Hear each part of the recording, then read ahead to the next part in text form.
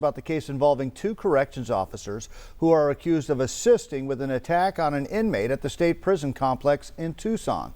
News 4 Tucson's Danelle Compere has our story. It's new at 5. We're getting a look at the interim complaints against two corrections officers, Javier Chavez and Alfredo Reyes, who allegedly helped inmates attack another inmate. They're being charged with dangerous deadly assault by prisoner, kidnapping, and tampering with physical evidence.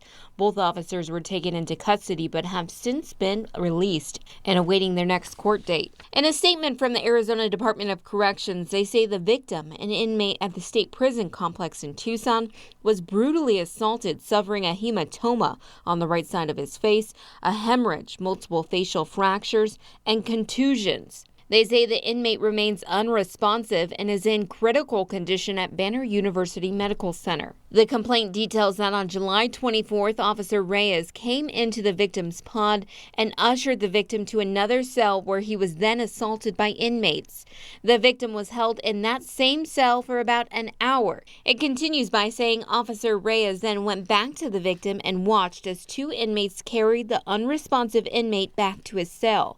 Inmates were seen cleaning up the blood where the assault happened. In the complaint, it says Chavez failed to render aid or call for help until over an hour later. They say both officers admitted to knowing the victim had been assaulted and seeing him with injuries. Both men, however, could not explain to investigators why they made no initial attempt to assist the inmate. Investigators also noted that Chavez continually yawned and stared blankly when asked questions during his interview. We went to both of the officers' listed homes and they weren't available to comment. I'm Danelle Compere, News 4 Tucson. All right, as expected.